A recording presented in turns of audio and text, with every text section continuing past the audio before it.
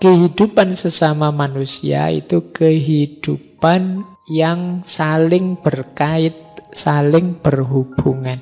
Maka kita tidak bisa egois, ingin menang sendiri, ingin enaknya sendiri. Kita saling perlu dengan yang lain, saling berbulatan.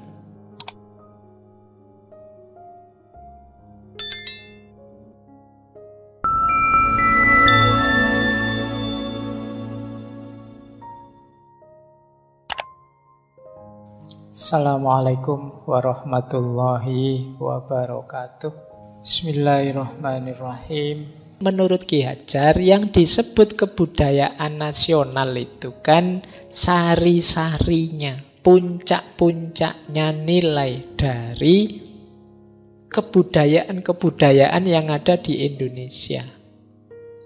Jadi itulah kebudayaan nasional. Meskipun demikian, kata Ki Hajar, jangan ragu-ragu. Yang pertama, menghentikan pemeliharaan segala kebudayaan lama yang merintangi kemajuan hidup peri kemanusiaan. Kalau ada budaya apapun kok menuntut kita untuk tidak maju, tidak manusiawi, tinggalkan, tidak apa-apa. Misalnya, Pak, ini saya mengikuti tradisi selama ini di sini bahwa males itu sesuatu yang ditolerir misalnya. Saya tidak tahu kalau ada, ya mestinya ya tidak ada. Nah itu kalau ada budaya yang begitu ya tidak.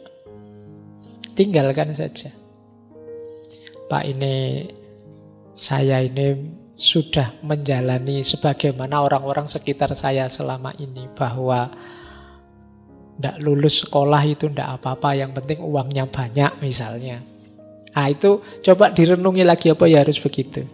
Jadi kalau ada budaya, tradisi, meskipun itu lama, tapi tidak cocok dengan semangat untuk maju, semangat kemanusiaan, hentikan.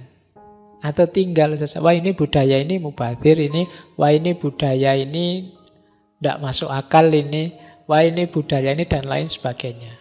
Wong yo budaya itu dulu hasil ijtihad kreasi nenek moyang kita. Mungkin dalam konteks dulu bagus, cocok, tapi dalam konteks sekarang sudah tidak nyambung lagi. Situasinya berubah.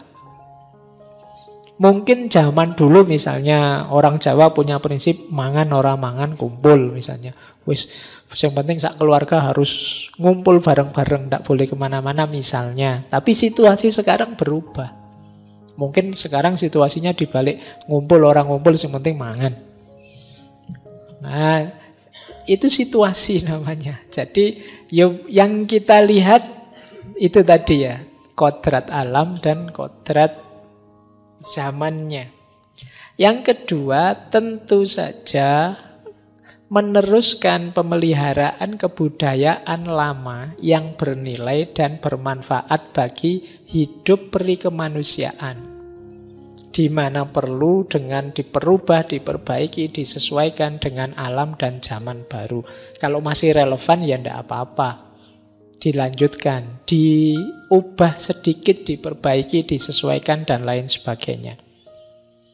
Yang ketiga, memasukkan segala bahan kebudayaan dari luar ke dalam alam kebudayaan bangsa kita, asalkan dapat diperkembangkan dan atau memperkaya hidup dan penghidupan bangsa kita. Jadi budaya itu luas saja, fleksibel saja. Kalau memang masih relevan, ya kita lanjutkan. Kalau sudah tidak nyambung sama sekali, tidak cocok sama sekali, ya kita tinggal. Terus kita terbuka terhadap masukan-masukan dari luar, asalkan relevan dan memperkaya, tidak merusak. Jadi ini prinsip kebudayaan yang positif. Jadi budaya untuk manusia, tidak sebaliknya manusia untuk kebudayaan. Jadi bagaimana lahirnya kebudayaan itu meningkatkan kualitas hidup kita. Jadi Inilah pikiran yang ditawarkan oleh Ki Hajar. Baik, ini mungkin sedikit bisa ditangkap ya kalau yang ini. Saya lanjutkan. Nah, ini peta berpikirnya Ki Hajar. Jadi bagi Ki Hajar, ya kebudayaan itu yang paling luas. Kebudayaan itu lahir antara lain melalui pendidikan. Dan pendidikan itu antara lain dengan cara pengajaran. Jadi bedakan pengajaran dan pendidikan. Terus peta besarnya namanya kebudayaan. Jadi di antara yang khas dalam pikirannya Ki Hajar tentang kebudayaan itu ya hubungannya dengan pendidikan. Dan pendidikan itu nanti salah satu jalurnya namanya pengajaran. Ini awas jangan salah. Hari ini banyak orang, kalau cuma pengajaran itu belum pendidikan. Iya, tapi bukan berarti ninggal pengajaran. Jadi pendidikan itu kan semacam taktib, menanamkan karakter. Jadi menanamkan unsur-unsur kemanusiaan dalam diri seseorang. Tapi itu harus diawali dari pengajaran. Jadi pengajaran itu berarti mengajarkan sesuatu, menanamkan sesuatu. Nah, jadi ini polanya 3. Jadi ada kebudayaan, pendidikan, dan pengajaran. Saya kasih contoh ya, yang dikritikkan oleh Ki Hajar. Ini tulisannya kepotong. Ini mestinya jadi kecil. Teman-teman tidak bisa baca, tidak apa-apa ya. Yang penting saya bisa.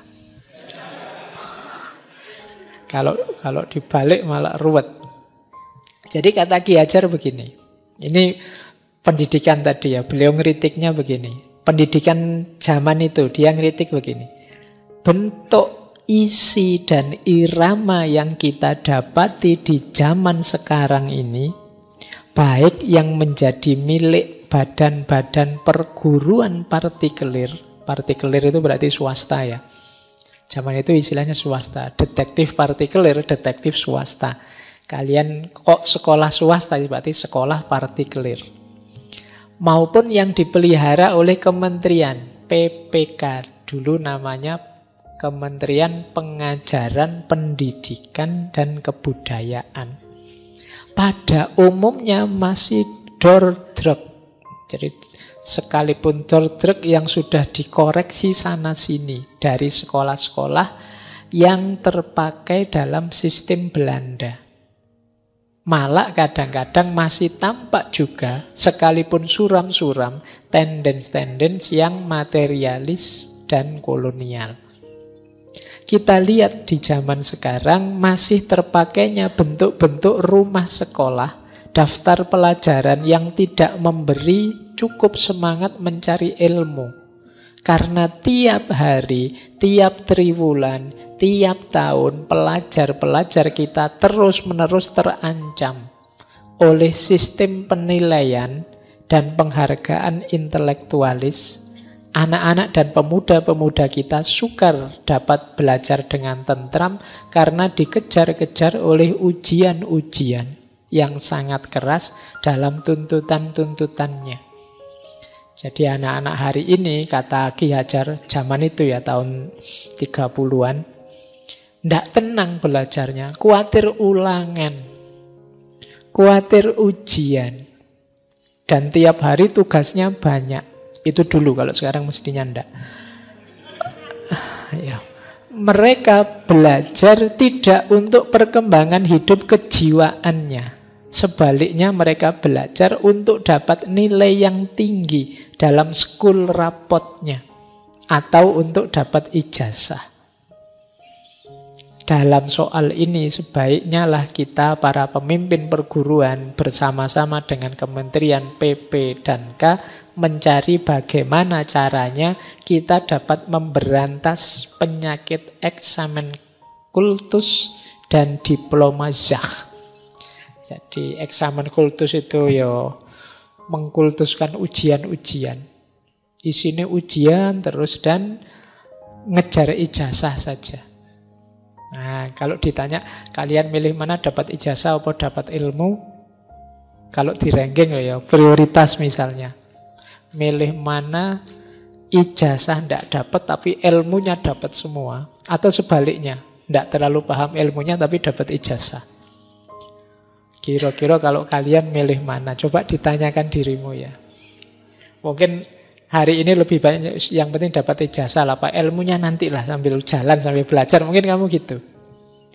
Padahal ijazah itu kan sebenarnya isyarat, simbol, atau hanya tanda saja bahwa kamu mengerti sesuatu. Nah, ini kritiknya. Ini contoh ya bagaimana bedanya dulu dan sekarang. Terhadap Barat beliau juga ngeritik. Jadi tidak kemudian, wah Indonesia buruk berarti harus Barat, tidak. Sistem pendidikan Barat, kata Ki Hajar, hanya bersifat pendidikan pikiran. Balai Wiyata menyiarkan ilmu pengetahuan dan kecerdasan saja. Di situ kita tidak dapat melakukan pendidikan sosial. Sistem pendidikan dan pengajaran secara Eropa itu sangat mengabaikan kecerdasan budi pekerti, sehingga menimbulkan penyakit intelektualisme, yaitu mendewa-dewakan angan-angan, mendewakan pikiran. Semangat mendewakan angan-angan itu menimbulkan kemurkaan diri dan kemurkaan benda. Ini istilahnya menarik ya. Kemurkaan diri itu individualisme. Kemurkaan benda itu materialisme. Jadi kemurkaan diri dan kemurkaan benda atau individualisme dan materialisme itulah yang menyebabkan hancurnya ketentraman dan kedamaian dalam hidup masyarakat. Orientasinya akhirnya apa? Individualis. Aku yang maju, aku yang sukses, aku yang menang, aku yang berhasil. Peduli amat dengan orang lain. Kemudian materialisme. Ukurannya materi. Tambah kaya, tambah banyak gelarnya, tambah mobil, tambah rumah, tambah ijazah, dan lain sebagainya. Parameter sukses itu kemudian materi. Jadi diawali dari intelektualisme melahirkan individualisme dan materialisme. Ini cermatannya Ki Hajar terhadap gaya Barat. Maka di samping pendidikan kecerdasan harusnya ada pendidikan kultural. Jangan sampai kita hanya meniru sistem pendidikan dan pengajaran yang sepi pengaruh kebudayaan. Seperti yang kita alami di zaman Belanda dengan pendidikannya yang intelektualis, materialis, dan kolonial itu. Pendidikan dan pengajaran yang dilakukan dengan sistem Barat tidak mengapa. Asalkan anak-anak kita diberi pendidikan kultural dan nasional, yang semuanya kita tujukan ke arah keluhuran manusia, nusa dan bangsa, tidak dengan memisahkan diri dari kesatuan peri kemanusiaan. Jadi ya boleh kita belajar dari Barat, mengambil beberapa sistem Barat yang sesuai untuk kita. Tapi yo jangan itu saja. Jangan copy paste saja. Jadi ini maunya Ki Hajar begitu.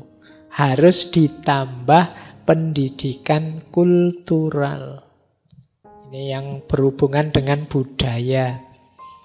Jadi budaya berhubungan dengan pendidikan, pendidikan diawali dari pengajaran. Berarti kuncinya nanti ada di pengajaran. Jangan sampai gaya Barat atau melanjutkan gaya yang selama ini berjalan dalam sistem pendidikan kita, fokusnya pada ujian dan ijazah. Contohnya bagaimana? Nah, ini ada contohnya. Ini tulisannya masih kecil-kecil karena banyak.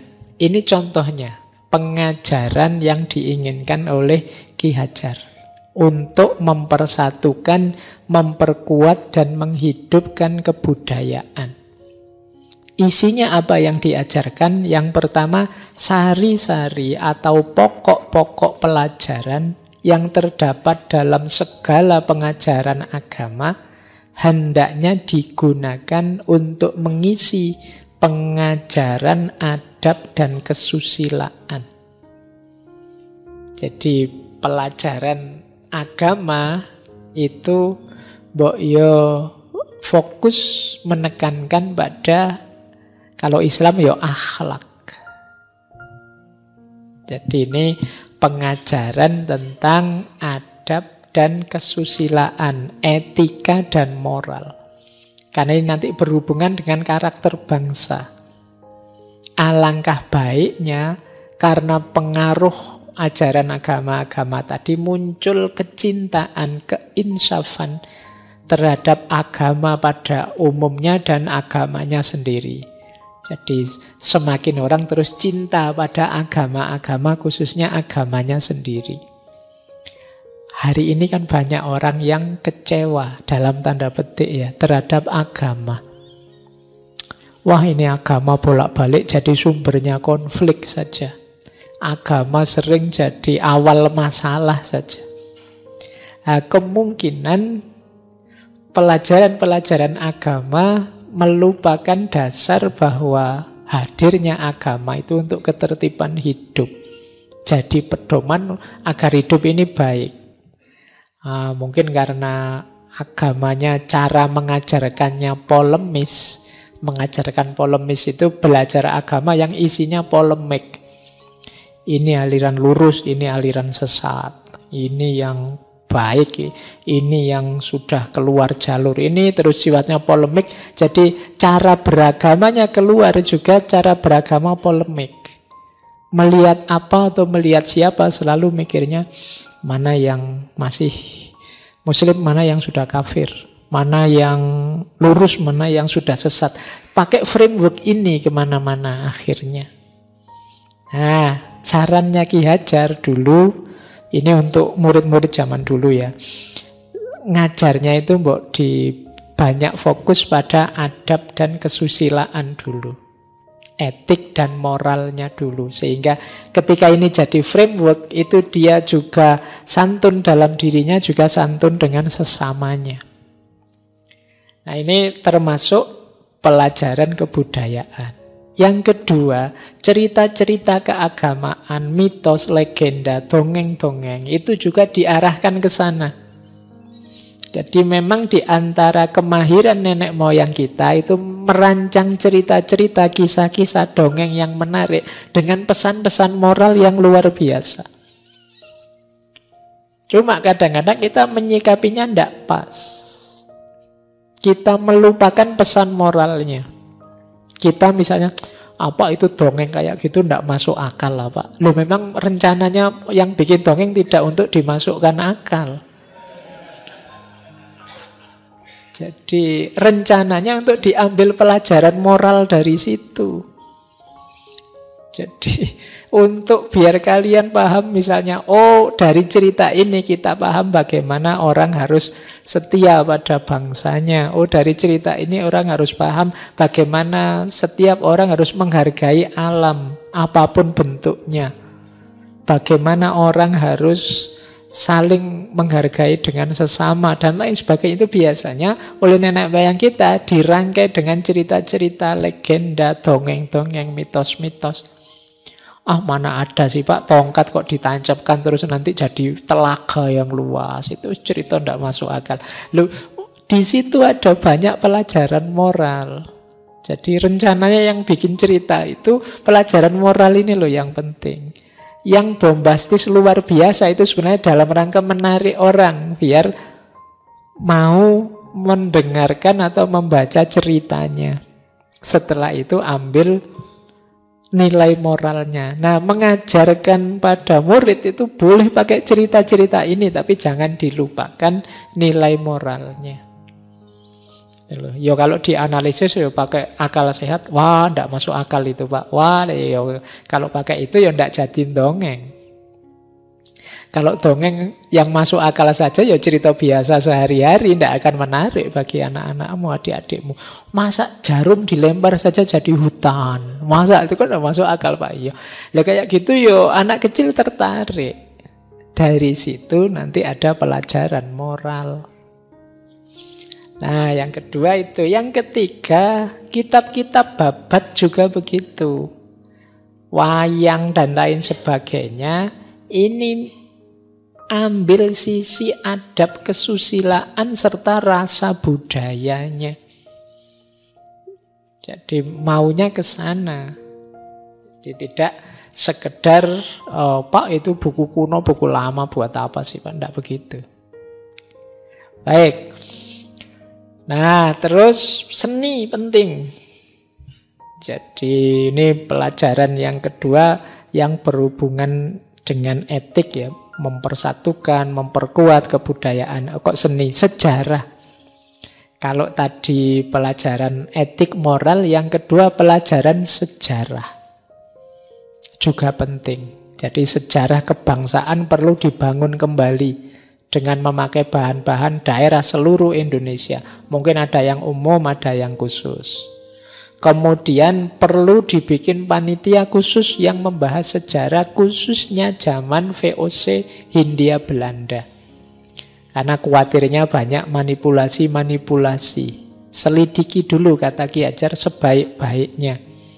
Jadi pengajaran adat, etik juga bisa melalui sejarah. Jadi sisi pertama pelajaran itu adalah pelajaran etika moral, yang kedua sejarah. Yang ketiga seni. Jadi kesenian kebangsaan. Ini juga penting. Jadi sekolah-sekolah harusnya yang jadi penjaga gawang, yang memelihara, melestarikan seni dan budaya ini. Baik yang sifatnya natur maupun kultur. Kata Ki Hajar seni suara, seni lukis, seni sastra, seni sandiwara dan lain sebagainya. Ini penting dijaga.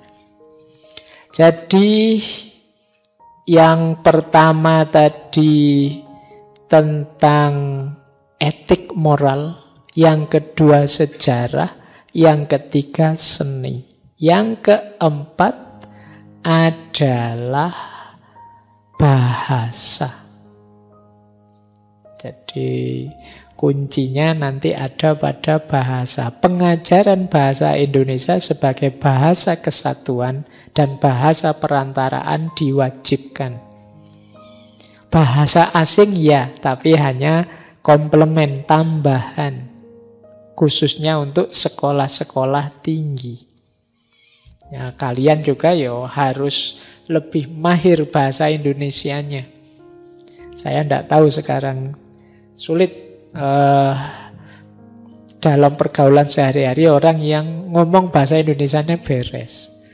Apalagi di medsos, kalau ngomong sekarang singkatan semua. Ya kan? Q, HRS, MKN, MLM, INI gitu kan. Jadi tidak terlatih. Kadang-kadang kita, kemarin saya bimbing skripsi itu tidak bisa membedakan bahasa oral ngomong dengan bahasa tulis. Saya itu misalnya ada kalimat begini. Di desa yang saya teliti ini, setiap pagi penduduknya pada jalan-jalan keluar. Itulah basa Jawa ya. Wong-wong podo melaku-melaku, kan gitu bahasa Jawa nih. Tapi di Indonesia kan terjadi pada jalan-jalan keluar. Apa kalimat pada jalan-jalan keluar itu? Iya, itu maksudnya podo melaku-melaku. Yuk konco podo dolanan. Nah itu nanti mari kawan-kawan pada bermain, mungkin gitu kalau diterjemahkan. Ah itu kan keahlian berbahasa lah ya. Yuk latihan. Jangan sampai kita Inggrisnya was-wis-wus, begitu bahasa Indonesia pelekak-pelekuk. Jadi banggalah dengan bahasamu sendiri. Itu mati-matian dulu bahasa Indonesia itu ditetapkan sebagai bahasa nasional. Baik. Nah, terakhir ini waktunya ya. Prinsip besar yang dibawa oleh Ki Hajar, beliau mengeluarkan 10 fatwa. Istilah beliau ya, sendi hidup merdeka. Disinilah nanti kita membangun generasi dan budaya yang unggul. Nah, 10 fatwa sendi hidup merdeka ini, yang pertama adalah lawan sastro ngesti mulya. Jadi lawan sastro ngesti mulya itu melalui ilmu kita mencapai kemuliaan.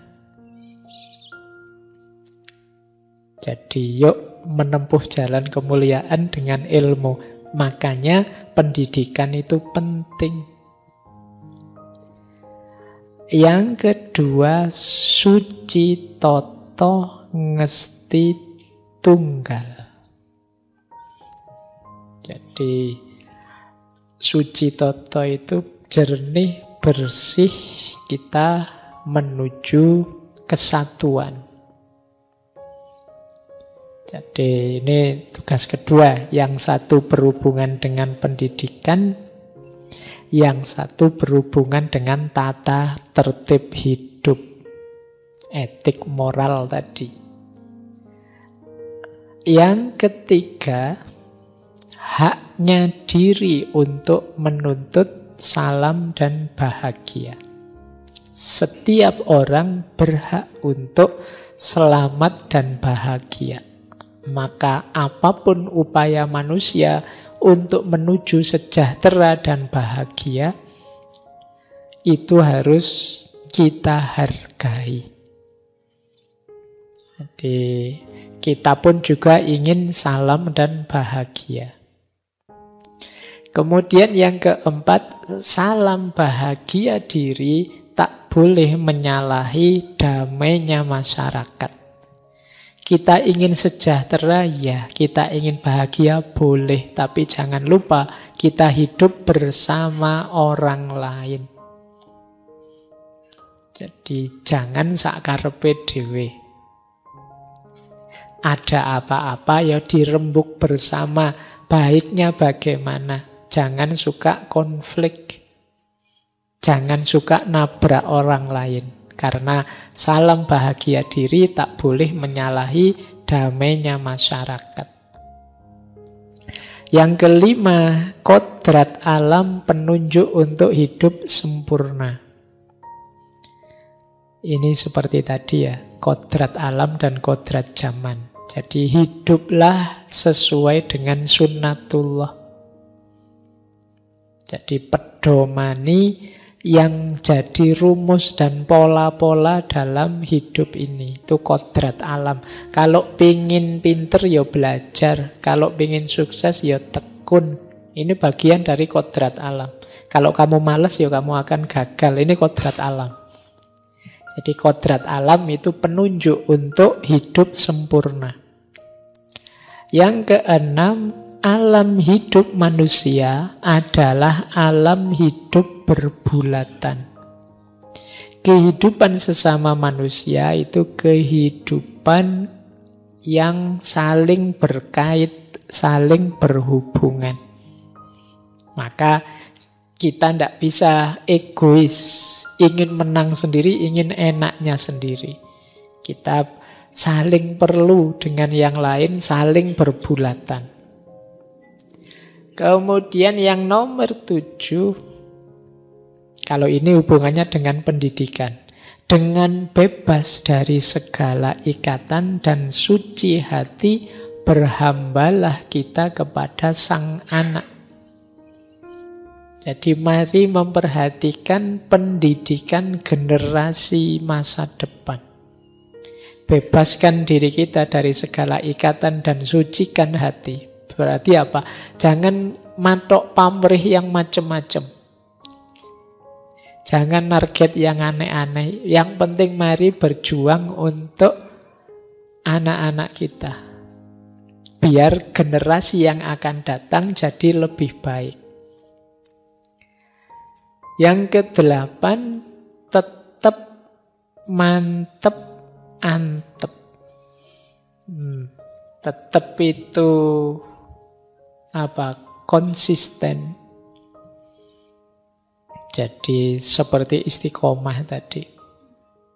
Mantep itu ya mantap. Kita tambah kukuh akhirnya. Kalau kita mantep, akhirnya antep. Antep itu berat, berkualitas. Orang yang tetap, dia akan tambah mantep. Begitu dia tambah mantep, dia akan antep. Antep itu berat. Berat itu ya nama lain dari berkualitas. Maka kalian kalau ingin jadi orang berkualitas, teguhlah pendirian. Jadi jangan suka terdistraksi kemana-mana. Fokus saja pada cita-cita, tujuan, keinginanmu. Maka kalian akan mantep. Jadi orang yang tambah mantap. Dan pada akhirnya terus antep. Kalian akan menjelma jadi orang yang berkualitas. Kemudian ngandel, kendel, dan bandel.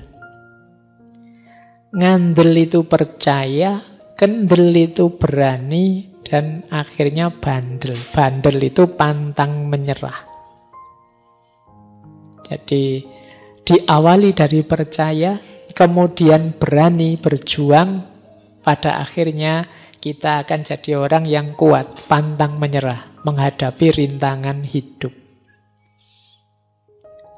Yang ke-10, neng, neng, nong, nang.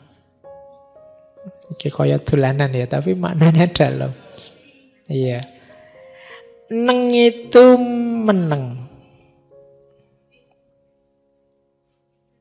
Jadi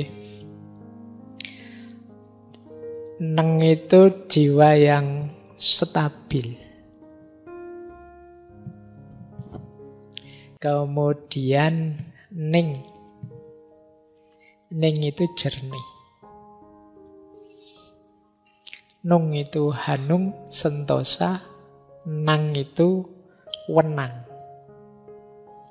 Jadi kita akan mendapatkan daya dan kekuatan. Ini sebenarnya tirakat. Kalau ingin sukses ya kita harus mencari jalan mutmainnah. Jadi neng, neng, nong, akhirnya nang. Nang itu wenang. Wenang itu kita akan mendapatkan daya dari segala yang kita lakukan. Ini sebenarnya filosofinya dalam. Sandingkan nanti kalau di Torekot tasawuf itu syariat, torekot, hakikat, makrifat. Ini puncak laku perjalanan kalau Jawa, perjalanan rasa. Ini sebenarnya sudah pernah saya jelaskan, makanya saya ngomongnya agak cepat. Selain waktunya mepet. Kalau ingin tahu detail, neng, neng, nung, nang, ngandel, kendel, bandel, dan lain-lain, dengarkan ulang rekaman dulu yang waktu menjelaskan pendidikan. Ini yang disebut 10 fatwa sendi hidup merdeka. Versi Ki Hajar. Terakhir ini mumpung pesan untuk kemerdekaan ya. Minggu depan kan kita 17-an. Ini kata Ki Hajar begini. Kini kita hidup dalam zaman merdeka. Sebagai bangsa dalam negara yang merdeka pula dan bersatu. Tidak ada lagi penguasa Belanda yang dapat memecah belah rakyat kita, yang dapat menghalang-halangi hubungan kita, baik satu sama lain maupun dengan bangsa-bangsa lain di seluruh dunia. Sekaranglah waktunya kita membangun kebudayaan kita secara merdeka dan bebas. Ini ada bedanya ternyata merdeka dan bebas itu. Merdeka dalam arti bergerak dengan kekuatan sendiri, berjalan dengan kaki sendiri, mencukupi segala keperluan hidup kita dengan berpikir, berperasaan, berkehendak, serta bertindak sendiri. Bebas dalam arti tidak terikat, tidak tertekan, tidak terpaksa, pun tidak ketakutan pula terhadap pihak-pihak di luar kita.